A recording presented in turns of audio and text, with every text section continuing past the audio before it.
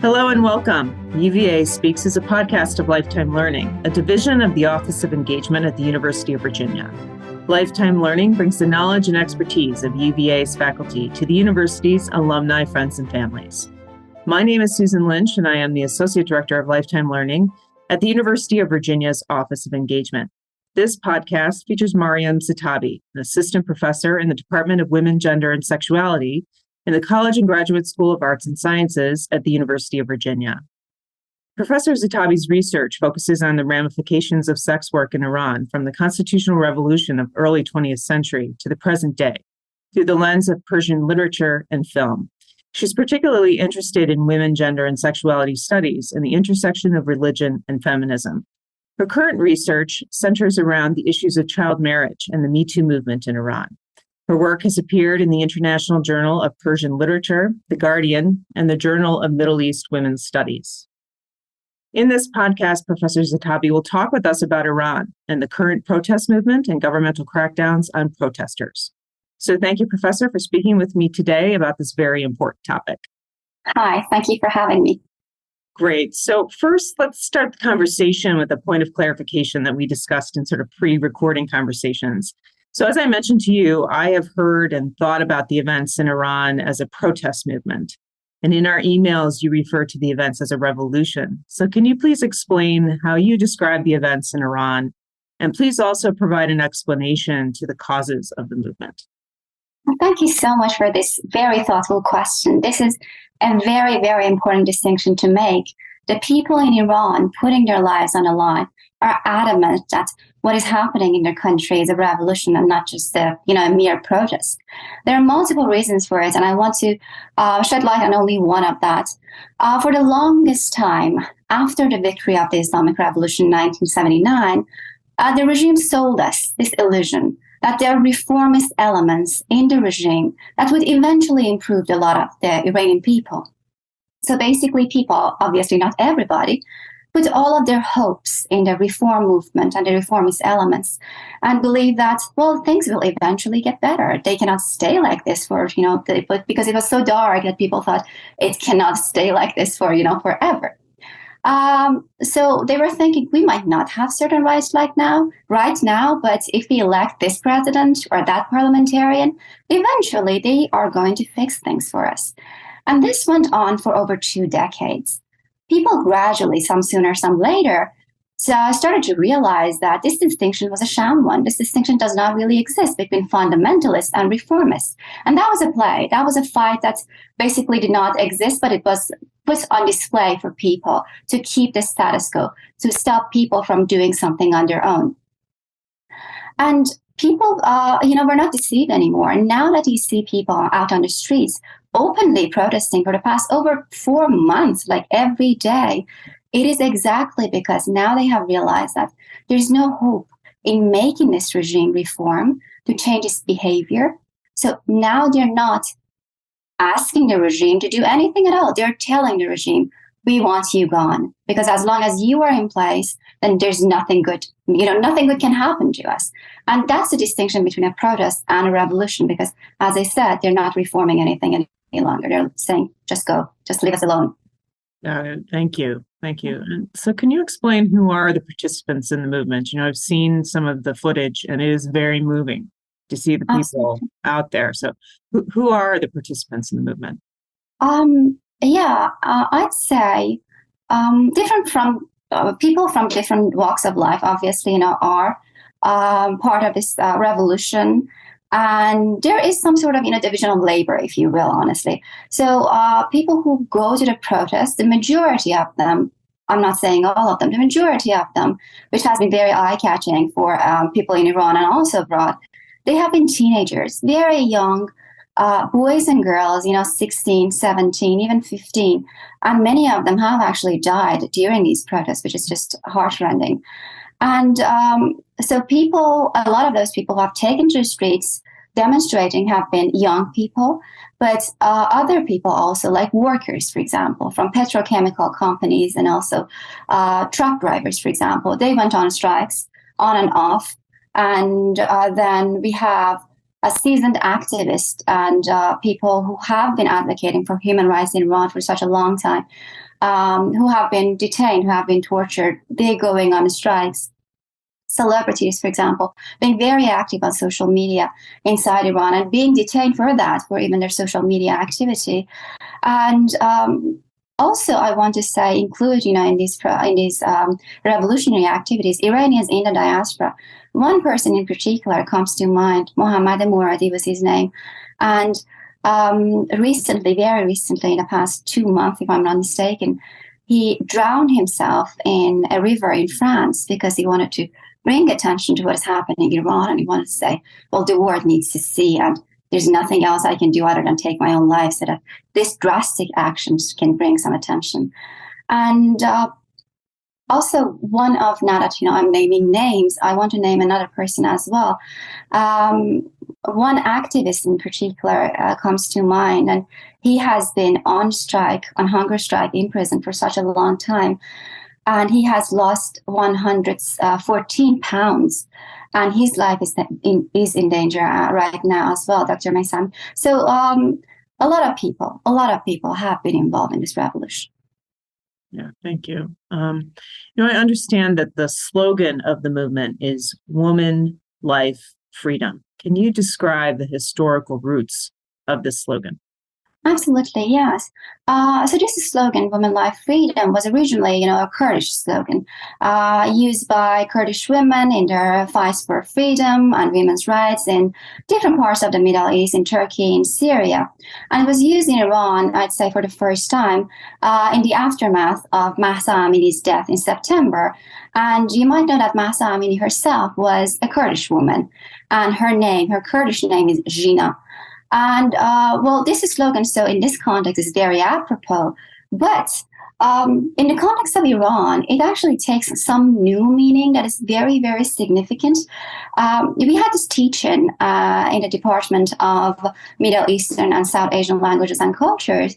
And Dr. Farzaneh Milani mentioned something very interesting. She said, for the longest time, the West and people in the US in particular have known Iran and Iranians as people who chant death to America, death to Israel, death to death, and to whatever that does not please them. And it was part of the ideology of the Islamic Revolution, it was part of the ideology of the regime. And in that sense, it does make sense that's what people remember in the West. But now that people in Iran currently are rewriting their history, rewriting their revolutionary activity, rewriting even their slogans, it is so significant and beautiful, in my opinion, that they are not chanting death anymore. They are chanting about life and saying, enough is enough, live and let live. We do not want people in Iran to die because of opposition to the regime, but at the same time, we don't want people in Yemen, in Syria, and now even in Ukraine to die because of this terrorist regime. So I'd say in the context of Iran, it has even, taken on some very, very interesting new meaning, this slogan. Okay, thank you. And so why is this movement being called a feminist revolution? Yeah, you're right. It has been called a feminist revolution, but there are people who actually disagree with this description. So there are people for it and there are people obviously against it. Those people who oppose this description remind us that it is not only women who are out on the streets protesting, who have, taken their lives in their hands and, go into the streets and saying, okay, I'm even willing to sacrifice my own life for this cause, right? It is men as well. It is young boys as well. And they're right. These people are right. It's correct that a lot of these people who are being detained, who are being tortured, who are being even sexually assaulted, unfortunately, are men as well as women. So what we need to keep in mind is feminism, first and foremost, is a movement for social justice, and social justice is absolutely impossible without taking women's rights into account. And then realizing women's rights is also impossible without, going for social justice, seeking social justice. So they are so inextricably intertwined that you cannot really separate one from another. So this is something that Iranian men in particular have been recently learning, because what happened, during the first revolution, the Islamic Revolution, not the first revolution. Well, the Islamic Revolution 1979 was that women's rights took a backseat to everything. And because the pre-revolutionary, activities and movements, they emphasized anti-imperialism so much that was the ideology, anti-imperialism. And as a result of that, nothing else really mattered. Women's rights, what is going to happen to women after the revolution, doesn't matter. We don't want to talk about that now. We'll decide that later. So when the revolution was successful, after the victory of the revolution in February 1979, in March 1979, women were already out on the streets protesting. And they were saying, you did not promise us anything, but at the same time, you did not say that you are going to take our rights away from us. So that was not supposed to happen in their midst. And men were conspicuously absent from this public display of, I want my rights, from women. And during the past 44 years, each time women wanted something, they were demanding their rights, be it saying no to mandatory veiling, or, trying to get into like soccer stadiums, saying, I want to watch soccer in the stadium. Why is that a problem? Or, demanding greater custody rights, or the right to divorce, or the right to leave the country without the permission of their husbands, for example.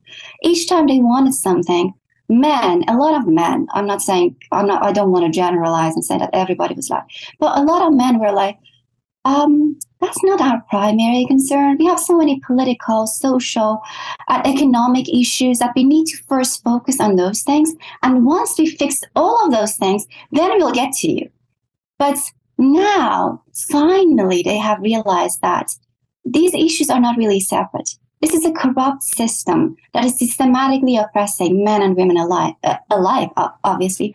And as a result of that, again, I want to reiterate, if you want social justice, you have to seek women's rights. And now they have finally realized that, and that's a very, very important thing. And this revolution, in this sense, has been successful. I mean, it has not brought about political change, like the demise of the regime, but it has been successful in making people, men in particular, realize eventually, finally, after all of these years, that women's rights is not a secondary concern any longer. We have to demand women's rights for the pursuit of social justice and freedom and liberty. Yes, thank you. And life, obviously. Yes, absolutely. Absolutely. And as I said before, it's just so incredibly moving to see the women out there protesting, throwing their hijabs into a fire and understanding what that means, and the courage and bravery that takes. Absolutely. It's incredibly moving. So there has been a brutal crackdown of the movement by the Iranian regime. And can you please give us an update on this crackdown and perhaps some examples of what that means? Absolutely. And as time passes, we get to learn about the atrocities that have been committed in the past 4 months against the detained protesters in particular, but also with demonstrators, in general as well. You might have seen the CNN editorial special about using rape in Iranian prisons right now as a means to terrorize potential protesters and send them this message that this is going to happen to you as well if you persist with this revolution. A few days ago, I think it was The Guardian, if I'm not mistaken, that published this article about sexual assault actually being utilized even against men in prison. And a lot of those men are now on a death row for trumped-up charges, fabricated charges like waging war against God. And that's the problem, when you see yourself as God on earth, or representative of God on earth, then you think you can get away with anything. And unfortunately, it has been the case so far. And as I said, people are doing whatever they can. A lot of people, even detainees in prison, they go on hunger strikes every now and then. And I told you about Dr. Farhad Maysami and a lot of other people as well. Some other people have been detained, and they have been even denied access to life-saving medication. Something else that is very strange, and it has been happening with frequency, is a lot of the teenagers who are released on bail, commit suicide within days of being released. So I shudder to think what has happened to them in prison, that they prefer to take their own lives even after being released. Or there are some conjectures saying that probably they are being force-fed some sort of drug or something that makes them react like that after being released. So we don't know what exactly is happening, but we know a lot is happening. And again, at the heyday of the peak of the movement and the revolution, when people were taken to the streets every day, basically, and children, elementary school children, like middle school children, high school children, even wanted to be part of this revolution. They were chanting inside, the school, even inside the classrooms. Principals and teachers would call the security on them, would call the officials on them and report them. And they would come into the, grounds of the school, and they would beat children. They would detain children. They would take children away. And some children have been taken to psychiatric wards to be corrected. Again, I don't know how exactly you want to correct a child, or why a child should be corrected because, they're chanting something. And one child in particular, she was beaten so severely that she lost her life. Another one has been in a coma for such a long time. And I'm ashamed to say I don't know what happened to her, because there are so many, pieces of traumatizing, absolutely horrific news are coming out of Iran that you sometimes, find it very difficult to keep up with everything. And another thing is people are being intentionally shot in the face. So the security forces get very close to them and then shoot them in the face so as to blind them on purpose. A lot of people have lost their eyesight. So I could go on, but let me stop here, I think. Wow. It is important for all of us to understand that is happening. Yeah, absolutely. And not to forget that. Mm-hmm. And finally, how has the Iranian diaspora responded to the events unfolding in Iran? The Iranian diaspora, it doesn't matter when you left home, it is always home that you have left, right? And it is home. You have left, you have survived, but your family hasn't, your friends haven't, your loved ones haven't. And you know that your country is being taken hostage. And it has been for the past 44 years by people that, as I just described, are capable of doing the most inhumane things to their own country people. So they would not stop at anything to stay in power. And knowing this, and knowing that you're so far away from home, and there's not really much you can do to help the people who are on the streets, for example, that's really traumatizing. And I know the majority of the Iranian people in the diaspora have been dealing with PTSD, with anxiety and depression. So that's a very important thing to acknowledge. But at the same time, we haven't been passive. During the past 4 or 5 decades, occasionally the Islamic Republic would do something. That was very often, obviously, would do something like really atrocious, and the Iranian diaspora would demonstrate. We would go to DC, to LA, to different places to gather together and demonstrate. For example, when the regime brought down the Ukrainian airplane and killed 176 people, there were vigils all over the world for them, organized by the Iranian diaspora. So we were reacting to everything. But this time, for the past 4 months, we have been so consistent in organizing. So it wasn't like a one-off and we're done. This time we have been organizing like every Saturday something is happening somewhere in the world. Almost every Saturday, there has been a protest going on in Washington, D.C., for example. So it has been very consistent, first of all, and the number of the people that have been, joining these protests have risen. Prior to this revolution, it would be like, I don't know, at most like hundreds of people, I'd say. But now thousands of people, tens of thousands of people are gathered together. It shows that even Iranians in the diaspora are just fed up with this regime, and also they want to show their solidarity with what is happening with the people in Iran. And they have also believed in this revolution, and they know that they have to lend their support, their full support, to the people in Iran, because if we want anything to happen, we need everybody, not just, people in the country, inside the country. So I'll just mention, some of the things that they have accomplished so far. For example, the Iranian diaspora, almost, I'd say over 80,000 people gathered together in Berlin, for example, to show solidarity. Last month, tens of thousands of people gathered in France in front of the European Parliament to send them this message that we want you to put the IRGC, the Revolutionary Guards of the country, of the regime, on a terrorist list. And then you have to do something about what is happening, just see what is happening, because if you turn a blind eye to the plight of the Iranian people right now, you are consigning this revolution and this movement to the dustbin of history, and nothing will come of it. And that's sad after so much loss of life and after so much bloodshed. So I'd say that this activity in the diaspora has been one of the most heartwarming things that has happened in the past 4 months. Thank you. Thank you for all that information. So thank you so much, Professor Zehtabi, for sharing this information about the movement in Iran. As I've said, I've been so moved by the courage of the people, and I want to thank you for sharing your knowledge and your expertise with UVA's alumni, friends, and families. I really appreciate it. Thank you so much. I'm really glad I could be here, and thank you so much for the invitation. Thanks for having me.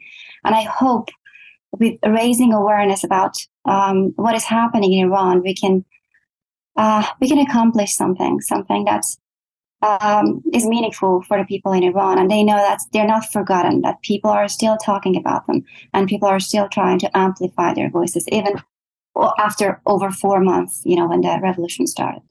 Absolutely. Thank you so much. Thank you. And thank you all for listening. For upcoming podcasts and other lifetime learning programming, recordings, and blogs, please visit our website at engagement.virginia.edu/learn. You can also find our podcasts on Spotify and with the Virginia Audio Collective, which is a network of UVA podcasts hosted by WTJU Radio and can be found at virginiaaudio.org. So thanks again, and we look forward to you taking part in future lifetime learning programs.